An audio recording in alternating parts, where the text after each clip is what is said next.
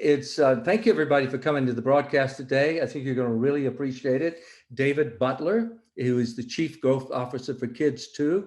Perhaps some of you may know from your own past, the Baby Einstein line of products. That's a product they have, just to connect you. He's also the former head of global design for a small Atlanta-based company called the Coca-Cola Company. And for over 25 years, he's been a global leader in his roles as an investor, an advisor, designer, and brand strategist.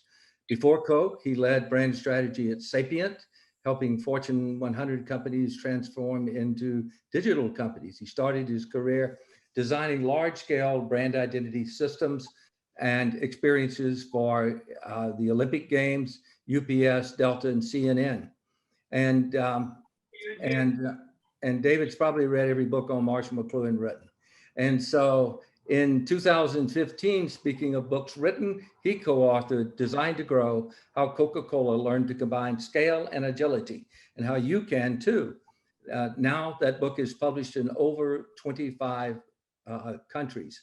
Daniel Pink called it a master class in problem solving.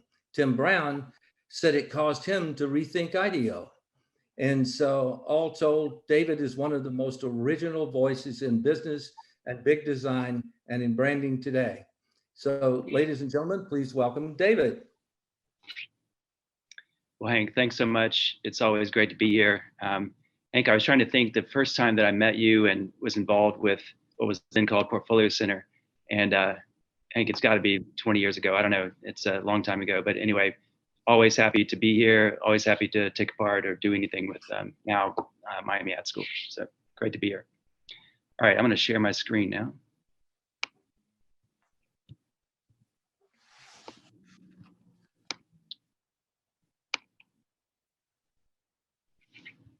Okay, everyone good with that? Everyone can see?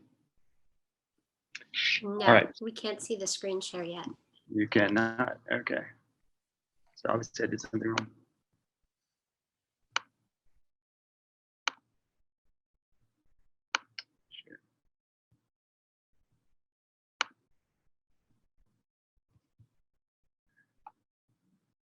All right, let me try it again.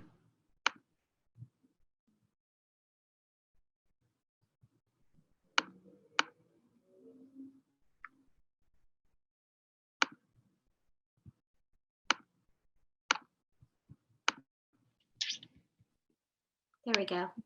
Okay. I do Zoom calls 8 to 10 hours a day. You'd think I could get this by now after a year, but anyway, sorry about that. Okay, well, what this goes back to is a conversation that Hank and I had about, I can't remember, a couple months ago. And we were just chatting and he had mentioned a talk I did, gosh, it has to be about 10 years ago. I did at the AIGA, one of the AIGA's, whatever, National Design Conferences, I can't remember what it's called, but anyway, and I talked about this subject in a kind of slightly different way. So what I've done is updated, the idea is the same, but I've updated that for today. And the big idea here is just a new way. I'm gonna challenge you to think about design in a new way. And I went through I'd call it a conversion, but a different way of, thinking about design, a mind shift around the way I thought about design. I'm gonna walk you through that, sort of a personal story, and then show you how that applied to what we did at Coke and how I think anybody can use this way of thinking. So does that sound good? Awesome, let's do it. All right, I was a practicing designer for about 10 years, and this is around 1998. So what you're looking at is one of Apple's first websites in what most people call Web 1.0. So again, this is when the internet launched, 1996, 97. This is the first iteration of apple.com. And I didn't work on apple.com, but this is kind of where I was and what I was into. I was working at a company actually called Studio Archetype that was acquired by Sapient, which is what Hank mentioned a minute ago. And I was excited. Hank mentioned I was a Marshall McLuhan freak.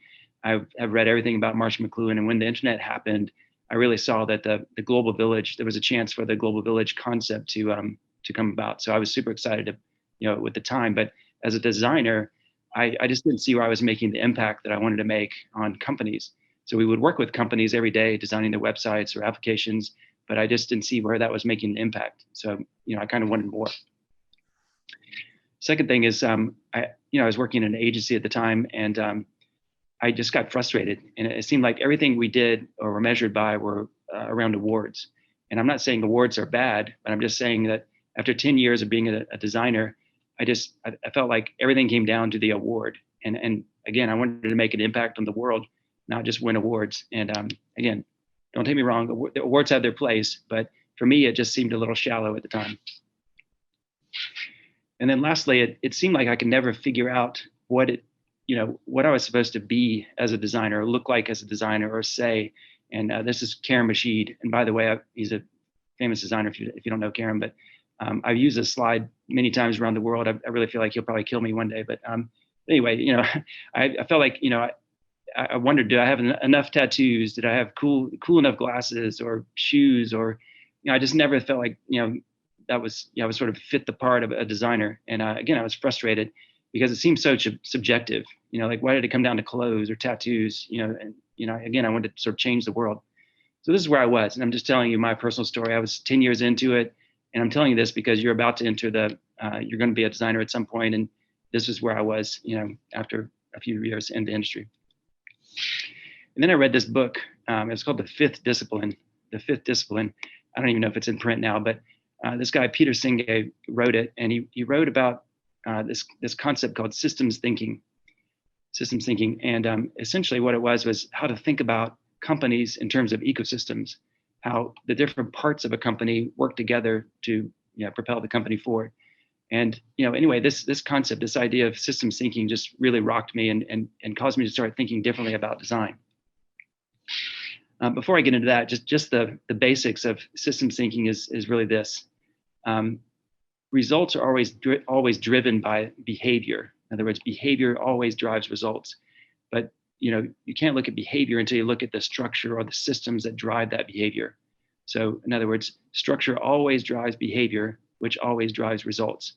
And a lot of people think about results. I want to run more, or I want to lose weight, or I want to, achieve this next step in my career. Everyone looks at results, but we rarely look at the behavior that drives their results. We never realize that there are often invisible systems or structures behind those behaviors. Sorry, I'll make a point here in a minute, but this is the general concept of systems thinking. And again, it really rocked me as a designer because I didn't think this way as a designer. If you've ever been on a team or follow a team or like sports in any way, this is how it uses systems thinking. So in other words, a coach doesn't focus on one player to win, in this case, the World Cup or whatever, get to the next level. He or she looks at all the players and how they interact together, right? Because the structure of the team drives the behavior, the winning or the losing, which will get to the World Cup or not, right? So that's the idea. Next one that we all learned in 6th grade or maybe not, is around natural ecosystems. So again, we understand that none of these work by themselves. A tree doesn't grow by itself. It's connected to the ecosystem that's around it. So again, this is the general idea of systems thinking. Hopefully that makes sense. So about that same time, the Coca-Cola company called, or I was recruited into the company as its first head of design in the company's history, which number one sounds cool, but it's not cool if they fire you after you've been there for a few months and don't do anything. So it came with a lot of risk. But I felt like that it was the biggest opportunity for me to work inside of a brand or inside of a company at global scale, because again, I was thinking about this idea of systems thinking and how it could apply to a big company. And anyway, so I joined Coke, and speaking of scale, this is what these numbers are a little old now, but this was the company that I walked into and was asked to lead design around. So Coke at that time had $20 billion brands, $20 billion brands. So oftentimes startups talk in terms of $1 billion brand, but this is in revenue. So in other words, brands that generated $20 billion of revenue or more. They have 20 of those. They're local in 200 countries. So to be specific, they're local in 207 countries, more than the UN, right? So Coke is a local company in just about any city that you've ever been in or could be in the world. They have 3,500 products. So again, lots of brands, but 3,500 products.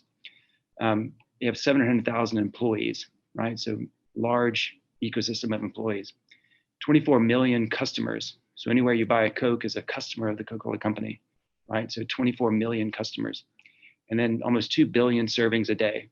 So people drink 2 billion servings of their products every day, right?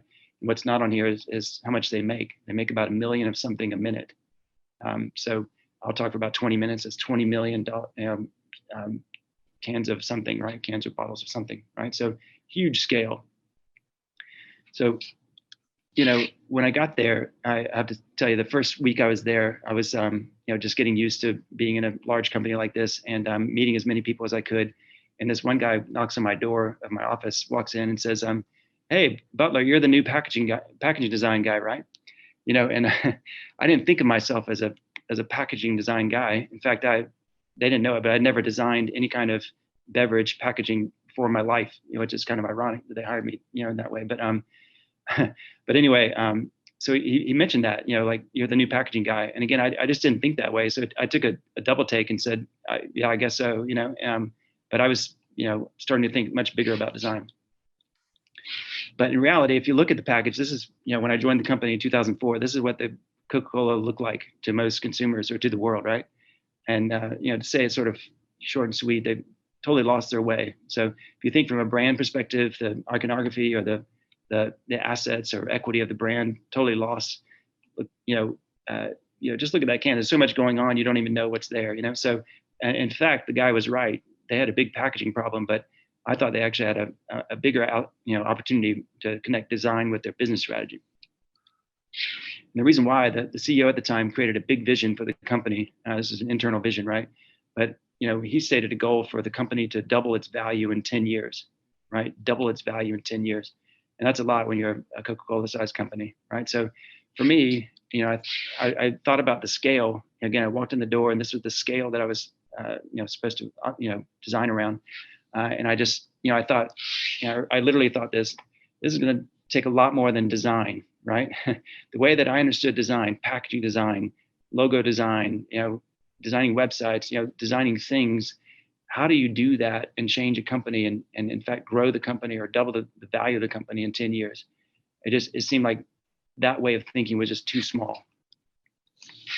So I started talking about this internally and to everyone I knew in terms of small D design and big D design. So I know that title or of the talk probably sounded weird, but this is literally what I used to do at Coke. So, you know, what I mean by that is, you know, small thinking around design is sort of tackles questions like the one on the left. So how can we have better looking packaging? That's a legitimate question, but you know, that's one way to think about design. You know, how do you address that? What do you do with that? You design a new package, right? That's how you solve that question. But if you flip that and start thinking bigger about design, you know, you look at the actual problems of the business, right? The challenges of the business. You know, every company wants to make more money. That's what they're in business for. Every company wants to save money, right? If you're Coke, you know, you have you know, 24 million customers. How do you make those customers more happy, right? So a customer at the Coca-Cola company would be Publix, or again, anywhere you would buy a Coke or one of their products. If you make them happier, they make you happier, right? They put your products where you want them to be and so forth. And then fourth, lastly, every company thinks about this, especially these days. How can we reduce our environmental impact, right? So these are big questions, you know, that the company is concerned about. In order to even think that way or solve those, you have to design systems, right? You can't design every package in the world, you know, as a one-off. You can't design, you know, anything as a one-off. You have to think in big scale. And that's where this idea of systems thinking started to merge in the way I thought about design. So what we did firstly is we went to the archives. And if you've ever been there, I doubt you have because they probably wouldn't let you. But anyway, the archives at the Coca-Cola Company are literally floors of ephemera that they've collected over the years, from the Mean Joe Green jersey, if you remember that commercial from back in the day, to just, you know, they have so many things inside the archives. But what we did as a team actually is really dug into the most authentic version of Coca-Cola and built a new visual identity system to reflect that, something that was very authentic, very simple, very clear. So that was the first step.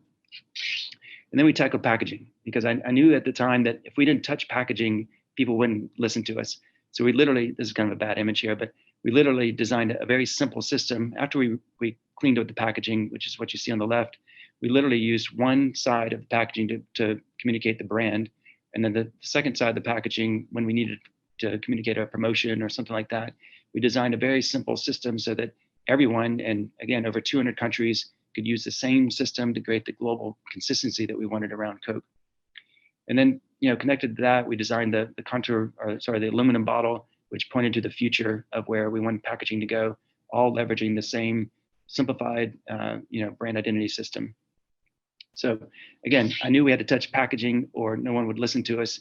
And this immediately started cleaning up the system and started saving money and creating great consistency across the brand around the world. This looks a little self-serving. I don't need it. I don't mean it to be, but we did a few projects like that. We were able to.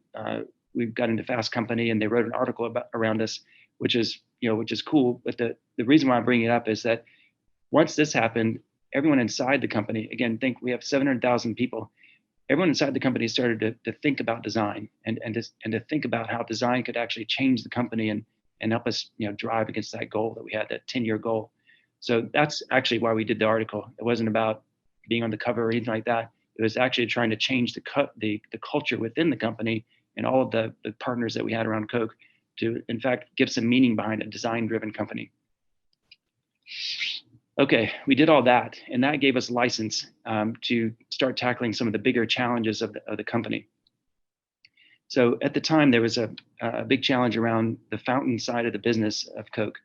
And all I mean by that is about half the business of the Coca-Cola company is in this form of getting a product, a beverage out of a fountain, what they call a fountain, like the one on the left.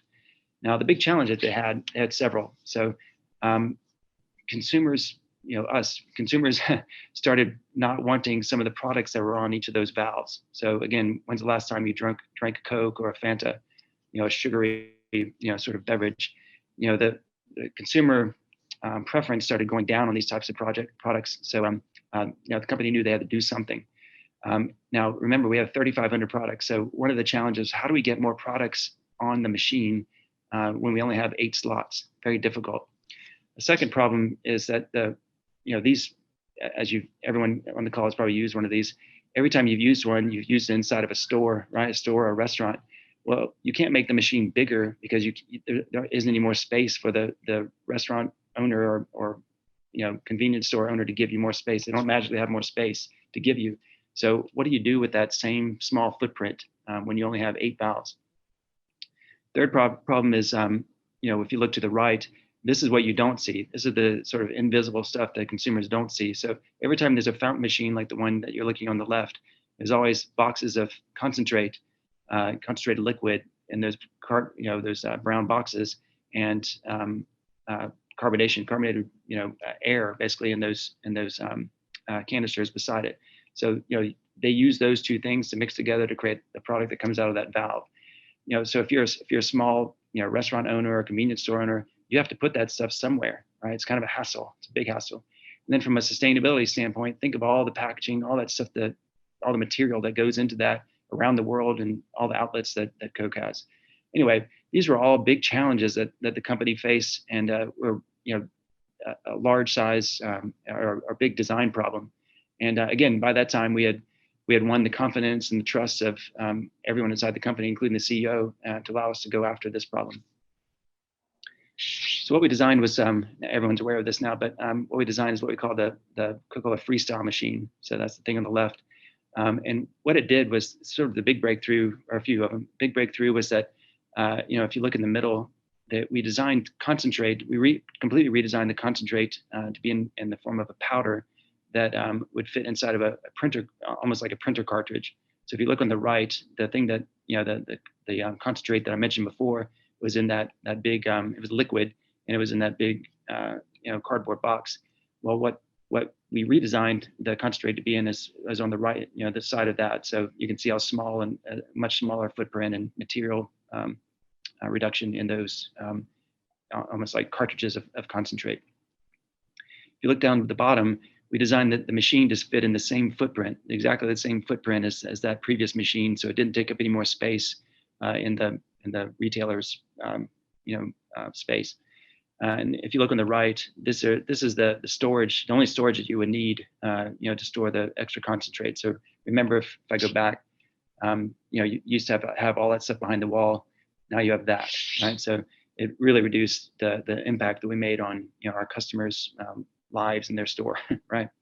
And then lastly, we connected the interface of the machine through an app, and that wasn't just trying to be cool or trendy. It was allow us to actually track the data that everyone that would go to the machine and select a product, we could track that, what they mixed with each product and how many of those we sold. And that could give us data or information to inform where we went with different products that we could package and offer. In other words, recently Coke launched vanilla Coke with orange. Well, I'm sure a lot of that data came from this machine telling people that, telling Coke that people like to mix those flavors together, and so that would inform innovation at the company. So I bring all this up as an example because we didn't really design a new machine. We designed a new system, right? We designed a new behavior around this side of the business, or a new system that drove different behaviors around this side of the business, behaviors with the consumers, with our customers, internally, to get the results that we wanted, which was increased sales, reduced footprint, environmental footprint, and so forth. So hopefully that makes sense. All right, one more example just to sort of bring it home. So another thing you're all aware of, because we all see these things every day, but Coca actually drives a lot of its business based on these simple forms of communication, a poster at a point of sale, right? And again, think about the scale. It creates so many posters that hang in so many places like this around the world, you can't believe it. And I traveled a lot when I was at Coke, and I would take pictures of all these because it was just so profound, the scale that the company operated in. But so anyway, these are very important for the business. Now, that's the good thing. The bad thing is that if you look at all the different examples on the right, there was no easy way to create brand consistency around the world. So in some cases, the poster or the piece of point of sale would be actually legible and effective. In other cases, it wasn't. And why is that? Every brand manager at the company, no matter who they were, really wanted their footprint on the, or they wanted to be able to touch the brand and say, hey, I designed that poster for Coke, or I was a part of that package design for Coke. Every person inside the company just sort of wanted to be able to touch the brand, and so that was part of the challenge that we had. That is very difficult to change that behavior. The other thing is brand consistency. So if you look across this, it's little to no brand consistency other than maybe the color red, right? And again, we did an audit around the world, and even that was challenging. So some people would kind of use a brownish color red, other pinkish color red. You can kind of see in here, there's no consistency around the world. So what do you do with that, right? You can't go to each country and design each product for each brand manager to make sure there's consistency. There's no way, right? So you need a system for that. So what we designed was what we called Coca-Cola Design Machine, and all it was an app. That's just what we called it. And again, this is over a decade ago, so it was new for the company, and no one else was doing this. So we designed an app which was basically a pre-populated set of templates for pieces of point of sale, posters, and it ended up everything after that, packaging, everything else. But we provided, the right mix or library of, stock photography around our products, and that you can see the sandwich, which they often pair together, pricing, a way to change the language of the pricing or language on the poster. But this allowed, marketers and people around the world to get to the consistency that we needed, globally, and it also saved a lot of money. So think about, by designing and printing, posters. Let's just take that on a local level in over 200 countries. You have to hire a printer. You have to hire a design firm, copywriter, blah, blah, blah. You hire all these people. By standardizing this inside of an app, it saved the company within the first 3 years that we launched it, almost $500 million. So not only do we create consistency around the world, more legibility, increased sales, but also saved a lot of money for the company. So again, we didn't design a new poster, we designed a new system. And hopefully this is sort of tracking with you now, but this is a way to again, sort of rethink how you think about design. And it certainly did for me. All right, Butler. So that's a nice story, but why does it matter to me? what I wanted to do for the next couple slides here is just sort of project out into the future. So if we look just 10 years forward, let's say 2030, what does the world look like? And how might this apply, this way of thinking? All right, so today, you might not know it, but only about 50, maybe 55% of the world's population has access to the internet. So people predict that within 10 years, almost everyone on the planet will have access. 90% of us will have access, right? That's different. And the way we leverage the internet is going to change. So we've been talking about IoT, Internet of Things for a long time now, but this is where the consumer side of that should be kicking in. So imagine, many different scenarios, including the clothing that you wear connected to, smart clothing, connected to the internet. And today or if we look forward, over 50% of the internet traffic will be from appliances and devices.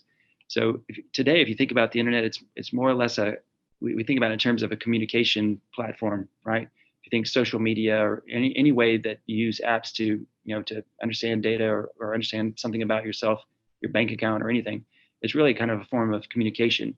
But imagine, not too far from now, 10 years from now, when, devices are talking to each other, right? Sharing information back and forth, AI and so forth. So, half of the traffic of the internet will actually be,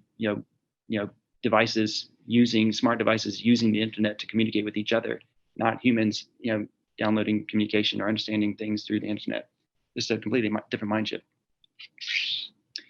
Every industry will change, right? Healthcare is going to change the most. So there's a prediction that 10% of all pharmacists will be robots, right?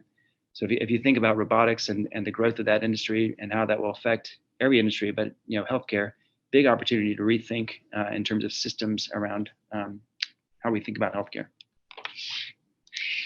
We'll begin to get used to living in cities without traffic lights, right? So automated vehicles, right? Autonomous vehicles will not be a new thing, it will be the thing. And so I read the other day that they're predicting multiple cities in China already of cities of 50,000 people or more without any traffic lights, right? Just think about that. It completely changes the way we think about, travel, Most board of directors will have a AI machine as a corporate director. And this is kind of an old school, board of directors shot here, but think about that. Think about how companies will use AI to predict, right? And to actually weigh in on decision-making at the highest level of the companies. And again, most people feel like this is the future. This is where we're headed with AI. Space startups and the Space Coast will become the new Silicon Valley. I don't know if you've been tracking this. I have lately. Number one, because I own a house there, but the Space Coast is essentially Cape Canaveral. So on the Florida coast, the east coast of Florida, if you know where Cocoa Beach is or Melbourne Beach, it's if you go to Orlando and just drive east, that whole area, about 20, 30 miles, is called the Space Coast. That was a sort of a dead space for a long time when NASA pulled out, or when we stopped investing in NASA, and now it's come alive. So, Bezos, these guys are investing billions of dollars into that area, and they predict that the next, again, Silicon Valley, meaning the next wave of entrepreneurship, is going to be around space startups. Meaning, Elon Musk has talked about colonizing Mars for a long time, so they are investing towards that. And again, startups are investing into a future where we live in space, we visit space, we do. They're already designing operating rooms for space. So again, this is going to change everything, right? 10 years from now, it's predicted that China and India will be the world's largest global economies. So again, we think of the US as being the largest global economy, which it is, well, sort of neck and neck with China. But, in this case, what I mean by this is just follow the money. So we think about innovation coming out of the US or Europe or, other sort of Western countries. But when China and India have most of the global resources in terms of, money and people, that changes the way we think about innovation and our need to think about innovation if you're an American or work for an American company.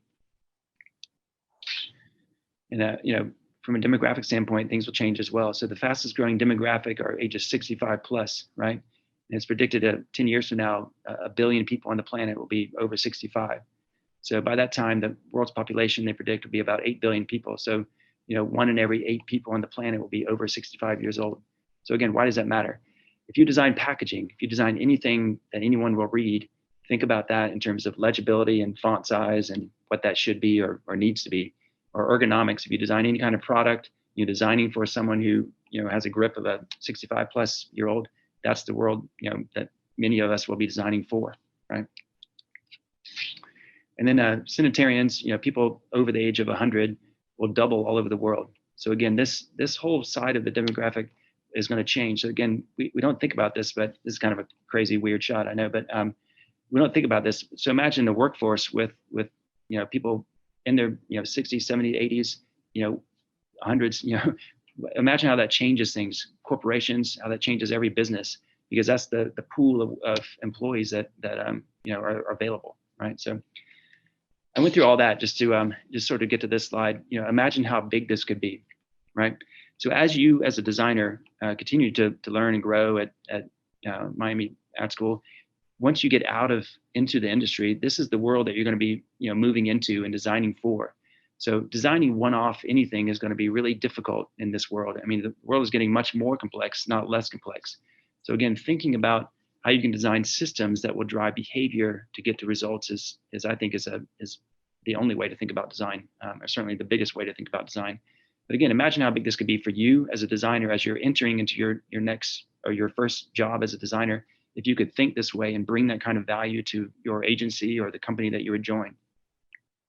And think about the design industry. If the design industry thought this way, right, thought bigger about design and the impact that it could have on industry, on the world itself, think about how much more value the whole industry, the design industry, could have.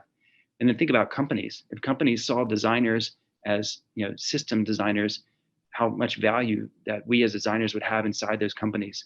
So for me personally, I just think that this is the highest form of design, and that's why I'm a big believer in this. All right, just to wrap it up, and we can move to Q&A. One of my favorite people in the world is Bruce Mau, a guy named Bruce Mau. Hopefully you've heard of him. He's a great designer. He wrote this quote several years ago, and I love it, and it kind of sums up the whole deck here. But design is not about the world of design. It's about the design of the world. Yeah. So for me, this, again, sums up the whole opportunity as a designer, being in this industry and the impact that we can all make. All right, so I'll stop sharing now and we can open up to Q&A.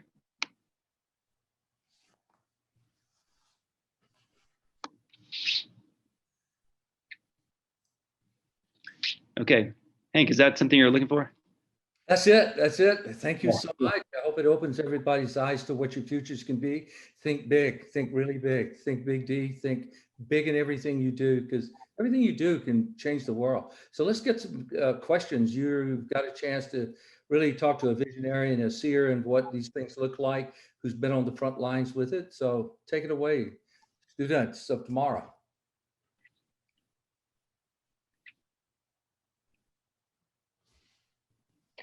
Oh, hello.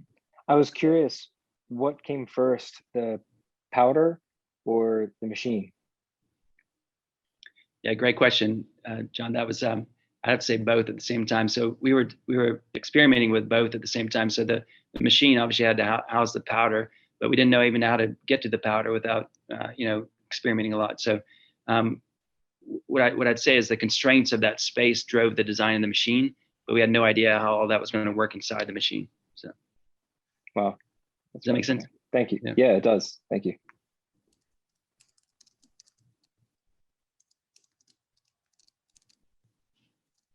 Hi, David. What's been your favorite project you've made for Coke? Also, what is your favorite flavor combination from the Freestyle Machine? That's a bonus question. Honestly, the impact that we were able to make in just changing the brand identity system for Coke, that it really changed the company. And I'm not saying this in a self-serving way, but we cleaned up years of confusion, I'd say, in the way that the company communicates with its employees, with its partners, with consumers. And that one change, we did a lot of things, but that one change, or the way we were able to simplify and clean up the brand identity system, I'd say that's my favorite thing, because I think that changed the most. And then you're gonna hate this, but to be honest, and it's not because I don't work there, but I rarely drink any kind of products from Coke anymore. So I drink water, and don't tell any of my friends at Coke about that, but I drink many of their waters, Dasani and that kind of thing, but I rarely drink anything with bubbles or sugar. So that's just where I'm at. Thank you.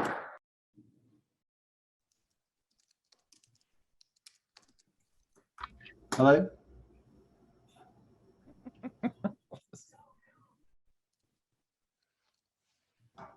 I have since another you- question, if I may. What would you say the biggest lesson that you learned, it's kind of as a strategist, which is what I'm in the school for, when you were communicating your design app to the creatives all around the world, and how you communicated how this was going to change for the better the design of Coca-Cola, when to a certain extent you were taking away some of their own personal creative license? Yeah, I'm not trying to pump you up, John, but that's a very insightful question. So I'd answer that in two ways.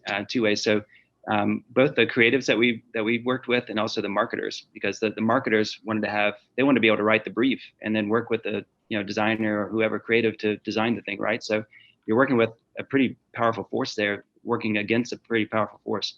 But what we did with that, just to answer your question, we actually leaned on speed. For the marketers, we leaned on speed, because by designing through the app, they could get something to market literally overnight, which before they'd have to brief an agency, wait for the rounds of creative to come back, whatever, do their thing, blah, blah, blah. So we were able to really increase their speed, and time is money in big business like that. So that's the way that we address that with them. With the creatives, we really leverage scales. So like whatever, if we're working with a photographer or working with an art director, anybody to design anything that would go into Design Machine, that instantly meant that it was open to literally millions, hundreds of millions of people around the world to leverage their creative. So, and how do you get that kind of global platform? It's super, super difficult. So I totally get where you're coming from, and that was a real challenge that we had, but that's how we dealt with that. So. Thank you. Hey, John, just to expand on that. So like, in other words, if you're an amazing graphic designer in London and you design one package for Coke, and that's distributed all across London, or let's say the UK, that's cool. But what if it was that same design was available to every marketer in the world? That kind of platform is really hard to leverage, or to get on. So their reach was dramatically increased. Yeah, the reach was dramatically different. That's how we sold it into creatives. But yeah, the speed was how we sold it into marketers. Yeah. David, since you brought it up and you said you don't drink sugar water, how does the organization deal with that internally now? I mean, some people say that that's the equivalent of cigarette makers in the Mad Men era. What's the internal discussion that goes on? And number two is, what are your three biggest takeaways of Marshall McLuhan in plain English without saying the medium is a message? Okay. All right. Let me try to do both of those. So, Ralph, not trying to dodge the question, but I haven't worked at Coke for 4 years, so I can tell you where we were then in the discussion, and I'm sure it's where they are now. So, as you can see, as a consumer, just even in the U.S., they have really pumped up the innovation, the way they've approached product innovation. So many new products in many different categories, apart from carbonated beverages, is how I'd say that they were addressing that. It's not trying to manipulate anybody or convince somebody to drink a Coke, but it's really offering more choices. So I'm sure that's the strategy. I don't know. I don't work there anymore, but that was the strategy back then. So to address the different needs and different opportunities that people were looking for in terms of beverages. Marshall McLuhan. So to be honest, he well, just a couple of takeaways. So number one, I'll speak as a graphic designer, and you'll probably hate me for this, but just from a pure aesthetic standpoint, the way that he was able to convey information with images and text language was completely unique, for his time in the 60s. So just as a graphic designer, it just struck me, and it's iconic. If you've seen it in the printed form of his books, there were collaborations, but they were just striking. So I could never get that out of my mind, just as a graphic designer. And then what he wrote about the global village, and he told me not to use the medium as a message, so I won't go there. But what he wrote about the global village, and if people aren't familiar with Marshall McLuhan, so he wrote about, this is in the 1960s, I think it was 64. He wrote about a time when people would be connected through something, and he thought it was electricity, and to some degree he was, but he was right. But that people would be connected, and there'd be this global think tank. People could think as in like one mind, or be aware of things in real time. And he was right. It was just called the internet, and he didn't know it at the time. But again, for me as a designer, or just as a person, whenever the first time I was exposed to the internet, I just thought, oh my God, this is the global village. Because the first time in history you could be connected to millions, billions of people at one time. And then lastly, he talked a lot about cold and hot media. And what he meant by that is that hot media are things that could be responsive, and that people could access, like television. It was very visual and very immersive. And cold media would be like a book, and be less so. And so that distinction helped me think about media in different ways, and again how you could approach that, and how the user experience was different around both of those. But anyway, great question, Ralph. I'm actually still a huge fan of Marshall McLuhan. So if you haven't read a book by Marshall McLuhan, go get one. It's change your life.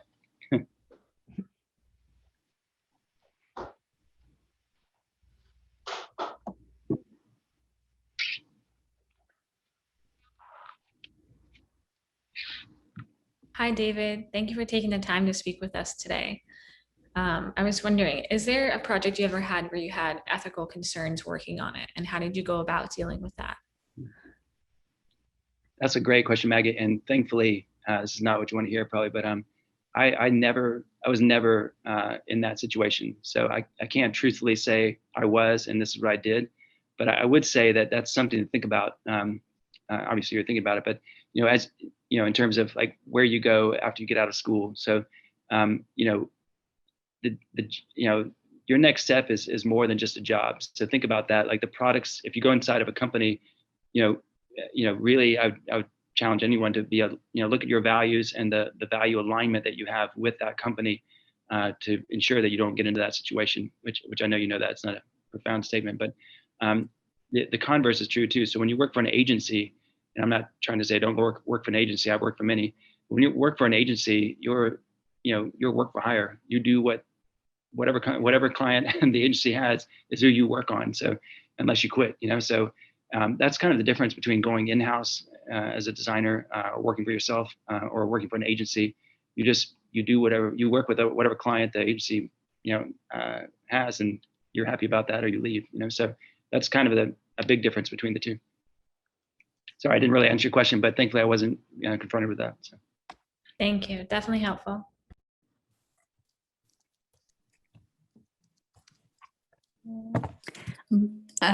First of all, well done. I love all your projects.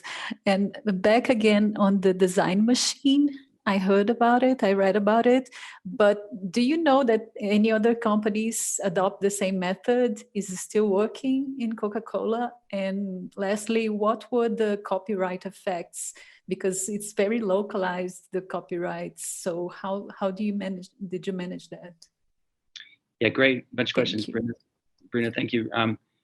So first of all, I'm trying to remember all of them. So first of all, yes, Coke is still using the design machine. They use it every day, and it's kind of ingrained in the culture. So going back to what I was talking about, the structure driving behavior, which drives results, that thing it's infiltrated across the company. So they almost can't not use it, right? So and that was kind of the point. So anyway, that was that. On the rights, we were sure to buy global rights every time that we would purchase a photograph or anything like that. So that's how we got around that, which is, as you can imagine, quite expensive. But that was also the point. We wanted to be able to use the images or whatever, the copy, whatever it was, anywhere we wanted to around the world. And now I can't remember. I think you had a third question. Can't remember. Whether you know of any other companies that adopt the same system, because I mean, it's a multinational problem. I mean, you cracked first, but I'm thinking many will get there. Yeah, you're right. Actually, I don't know is really the answer, but you're right. It is any multinational company has the same problem. P&G and any other sort of big company like that. But what I would tell you is when we started developing this, it was just a concept, and we couldn't find any kind of product like that, any kind of software product like that. So we actually partnered with a startup. They were called eLateral in the UK, based in London, and they had a similar product with a different application. It wasn't what we wanted to do, but we met them. This is like very non-big company, but we met them, their team of startups. So they were like 10 people, and we partnered with them and Coke all of a sudden became their biggest customer. So we co-developed Design Machine with eLateral, with the startup, and they had one of the biggest customers they could have on the planet, and we had, you know, a solution that no way we could develop that internally. So it was just a really cool model where this big company could partner with an early stage startup and design something, you know, sort of win-win for both.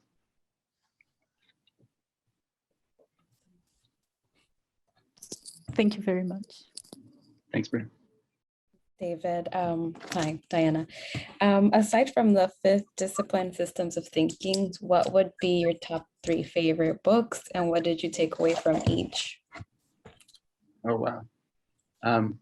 I'll tell you what I'm reading right now, and I don't know if I can get the 3, but I'll tell you what I'm reading right now and why. And I think maybe that's what you're looking for. So I'm reading a book called Essentialism, and I can't remember the author right now, but I'm also reading another book at the same time called Subtract, and I can't remember that author either. But what I've been thinking about, this is personal, but what I've been thinking about lately is just the opportunity to think in terms of subtracting rather than adding, right? So if you think about it was interesting in the book called Subtract, they did a bunch of research, and they gave scenarios to different people of different ages and said, if you could make this something better, and you had these 5 something, what would you do with them? In other words, if you could make this this recipe taste better, and you had access to these 5 ingredients, what would you do with it? And it was something like overwhelmingly 99 people out of 100 would add an ingredient to the recipe, and 1% would reduce something from the recipe. And you know, I think it's interesting to start thinking about, in terms of as a designer, how we often think about adding something versus subtracting. And it went into different examples around urban planning and how just subtracting bridges and subtracting different pieces could actually improve the user experience or the life expectancy, all these different things. So for me, that idea, subtracting as a designer, as a powerful way of designing, along with essentialism, and essentialism essentially thinking about what's the most important thing in your life and making sure that you spend the most of your energy and resources, money, you know, time, against the most important things in your life, and predetermining what's essential for your life, and consciously or purposely designing your life around that. And again, that's not really a new idea, but I'm just kind of connecting those 2 ideas together, and that's kind of where I am right now. So Nice. I don't know, I haven't read them, I haven't finished them both, so I can't say they're my 2 favorite books, but which is not where your question was, but that's what I'm reading right now. So That works. Thank you. cool.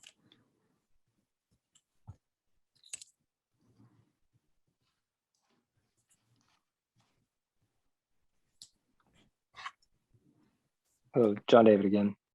No one else is. I'm really fascinated. What would you say is the capability or the future of how we start designing social systems as well, even or through brand promotion or aside from brand promotion? I would imagine as you start to design larger and larger systems that can start to your point, as you just said, you take away a bridge, you increase life expectancy, which is well beyond any kind of brand promotion. And if that were something that was interesting to us, where would we look? Yeah, John, I'm not trying to push my book, because I don't even know if you can buy it anymore, but inside the book I wrote about this, talked about a very simple idea that just called it fixed and flexible elements. So to answer your question, and what we did at Coke, and I didn't go into this, but we determined, that's how we designed systems. We determined what were the fixed elements, the fixed things that couldn't change. For instance, we were never going to change the color red at Coke. It was a special mix, right? The Spencerian script, which is what they call the curly logo, right? Those things would never change, right? You should be shot if someone changed those. But those were fixed elements. What were flexible were other things that we could add to it. So if you look at that package that I showed you before, I think it was a football player on the other side of it. So that's a flexible element. We just needed that for that one promotion that could fall out of the system tomorrow and it wouldn't matter. But really getting deliberate around that. So to answer your question, going into designing a system with those 2 bodies of elements in mind. So understanding what is fixed about this system that couldn't change, shouldn't change, can't change, whatever. What is fixed and what is flexible? And the key around that is to limit the amount of fixed elements and to think exponentially around the flexible elements, because you don't know what's going to work or what you'll need, around the world. Let me bring it home as an example. So in other words, poster design and the Design Machine, certain fixed elements. So like the color red, Spencerian script, the contour bottle, those were fixed. What was flexible were the different types of food. So at some time, I think we had over 500 different types of food photographs in the design machine, because people like different things with their Coke around the world. So, and that was almost infinite. We could keep adding to that. Once they didn't matter, once people didn't drink Coke with a whatever hamburger, you could drop the hamburger and no one would know, right? So those are flexible elements that can go away and it doesn't matter. So that's a long way of answering your question, but just as a simple framework, defining what is fixed and flexible as we go into designing a system was critical. And again, we learned that the hard way, but that's why I wrote a book about it. Thank you. David, speaking of systems thinking, and since we're here at a learning center, what thought have you given to education? It's one of the most disruptible industries there. And I'm sure you've given some thought in terms of it, particularly after the COVID era, how education might change. Yeah, it's a great question, Ralph. And I'll answer that in two ways. One is, you can tell I'm a systems freak. So, I actually started teaching systems classes, Hank, a long time ago, right? Like we started teaching classes around this, and I'm not sure exactly where that's evolved, and I don't know. So I'm sure it has, but again, I feel like this idea of thinking big, or big D design, or whatever you want to call that, in terms of designing systems, should be or could be in all the design programs, certainly inside Miami Ad School. So that's one way of answering your question, Ralph. But I think what you're talking about is sort of what has changed since COVID, or where are we? And what I think is just super powerful, and it doesn't have to be design school or design education, but just education in general. I think this way of interacting is here to stay, right? Like this, virtual format, if you want to call it that, or Zoom-based, video-based format is here to stay, and it'll always be some kind of hybrid. So some sort of hybrid of virtual and in person, and I just think that's super exciting, because I think it took the pandemic for that to happen in business and education and everything, government, But I think that's it frees us up. It frees us to be much more mobile, operate on different time zones much easier. So anyway, I think it's awesome.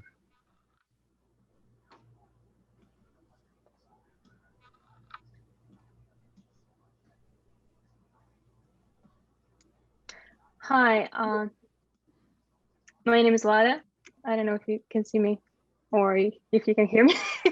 What has been the most challenging design problem you've faced with the Coke brand?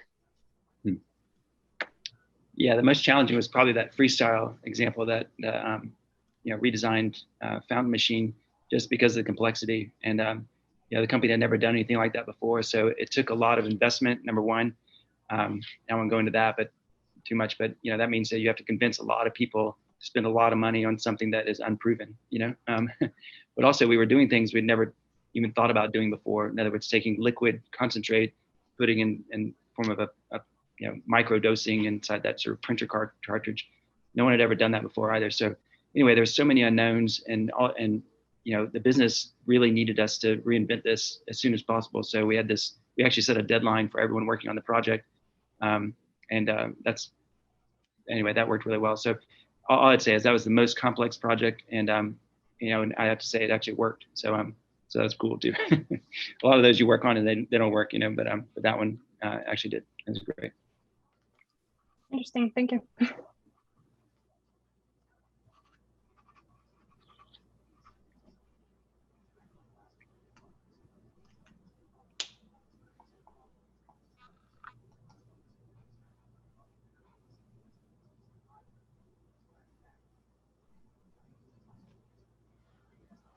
Hey, David, I'll go next. I'm so happy to have you here.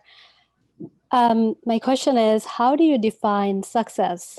What does success means to you as a designer, as a leader, as an investor, and how do you measure it? Yeah, good question.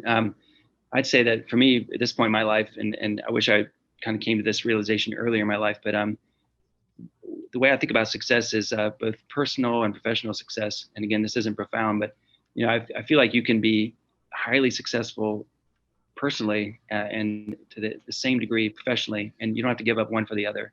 So for me, going back to that essentialism idea, predefining what is essential for your personal life, whatever that means to you, your family, or by yourself, or whatever it is, and then what that looks like professionally. Getting really clear on that before I think this is an opportune time for every student on the call here, but thinking about that before you get into your next job is key, because if you don't, once you get into your job, you start moving. Hopefully, you start escalating. You move from agency to agency or company to company, and you can sacrifice your personal life without that. So I'd say just that blend of, call it personal happiness and professional happiness is the way I'd answer that now. So, and there's all kinds of ways to think about that. A lot of people have written so many things on that, but it's really just living kind of a purpose-driven life,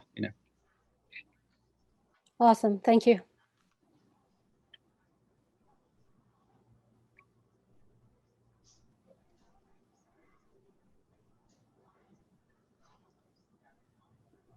Yeah, I'll jump in on these quiet moments. If David, there was a thread on Fishbowl the other day, and it was in regards to people being attracted to the advertising industry. And somebody made a comment. They said that advertising doesn't have the power it once did. And it talked about news and Hollywood and advertising. They said in the old days, there were big pipes that fed the culture. And it said nowadays, it's democratized. Podcasting, there's much more and better information on podcasting than the news. Look at the viewership of the Oscars the other night, sports, Hollywood. This is a Marshall McLuhan media question. Where do you see this going? Yeah, and good question, Ralph. I'd say that, now more than ever, this is why I went into that sort of 10 years ahead kind of thing a minute ago. The world is getting much more complex, not less complex. So you can't think about old models and design your career, in this case, around that model, that old sort of advertising model. But I would say that every company has to communicate, right? Every company has to communicate their product, a value proposition to a consumer.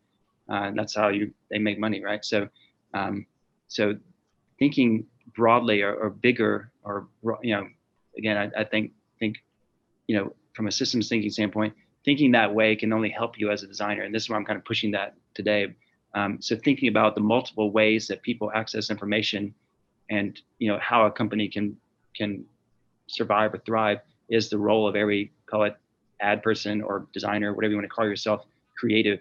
So thinking that way from the beginning, walking into an agency or your next opportunity is critical, because the model is changing and will continue to change. So I hope that answered your question, but what I think is that the things just get more complex. And so if you can, but at the same time, all companies need the same thing. They need consumers to buy their products. So if you can go in, first of all, and be able to communicate that to an art director or creative director, or whoever you're talking to get a job, that's one thing, but also being able to do it. So training yourself to actually think much more complex in terms of how you can design, whatever form of communication or product or, whatever is critical, as the new designer. And this is why I'm stuck on this whole design thinking thing, or sorry, systems thinking.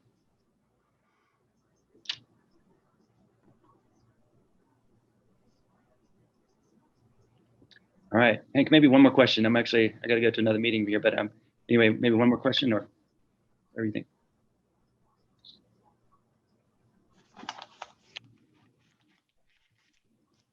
Hey, David, Dario here. What do you think is the first step to thinking systematically? What is the first domino that you need to hit? Yeah, for me, good question, Dario. And this is what I did. I'm not saying this is right, but this is what I did. So as soon as I, was exposed to this kind of thinking, and I started trying to figure out or learn more about every kind of ecosystem I could think of. So natural ecosystems, any kind of, ecosystem I started, reading about and getting into. And that led to, this is going to sound wonky, but that led to different things, different ways that scientists think about this. And I went deep into complexity theory, how people think about designing or understanding complex systems like a virus, and just started looking at trying to understand how complex, or any kind of system operated. And then as a designer, just trying to connect the dots between what I was designing and how that, those systems, worked. Hopefully that makes sense, Dario. But all I can tell you is I started reading everything I could around any kind of system or ecosystem. And that went into many different fields. And I watched all these videos from MIT. And anyway, I just kind of really got deep into it. just to learn more about it and then come back and design simple things like packaging or whatever, you know. Cool. Thank you.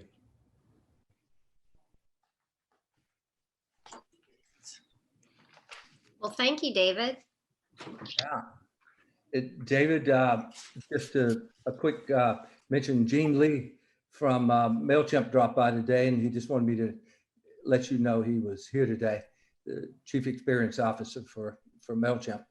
And he's by the way, everybody, he's one of the nicest, best people, one of my favorite people. So we're really tight. So anyway, thanks, Hank. Absolutely. And thank you for coming today and opening up everybody's thinking about, thinking big and thinking big D when you're working and just jumping out in front of this. This is the value of this education from M.AD, and it's your opportunities going forward. So just ask and take charge of yourself. Thank you guys all for coming today. David, thank you for coming. And then we'll be here next week, folks. Thank you all. Bye-bye. Thanks, everybody. Thanks so much. Thank you, David.